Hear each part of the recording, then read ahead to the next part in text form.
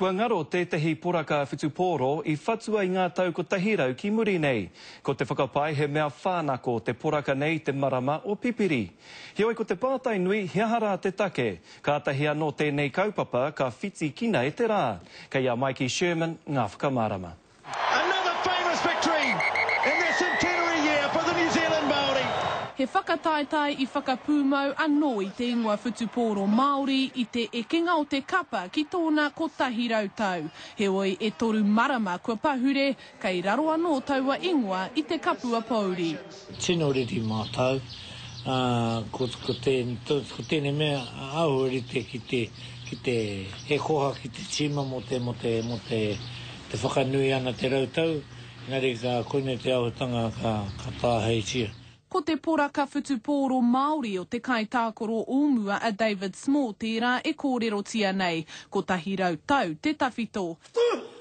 No te marama o pipiri I tēnei pō whakanui I te whutupōro Māori I Rotorua I tā haitia ai. We're very disappointed. Obviously, we were charged with the responsibility of looking after this rich Maori rugby history. So to lose it under our care is extremely disappointing and very keen for anybody to come forward who might have any inkling at all as to where it might be now.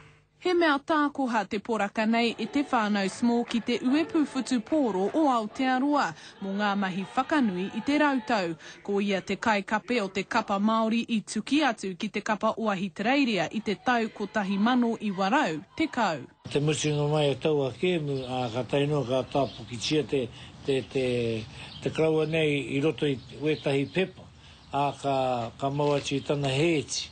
Mai taua wā, me tēnei wā I tainoa ka puta mai taua puranga. So it's one of those unique pieces of New Zealand history that's both worthless and priceless. It can't be worn, a state that requires some restoration, which we were committed to doing, and we'd really like to get it back and be able to complete that commitment. Hei tā te uepu whutupōro o Aotearoa, I takaroa tā rātau whakaputa I te take nei, I runga anō I tō rātau hiahia ki te whakatau I aia, I wainganui anō I a rātau.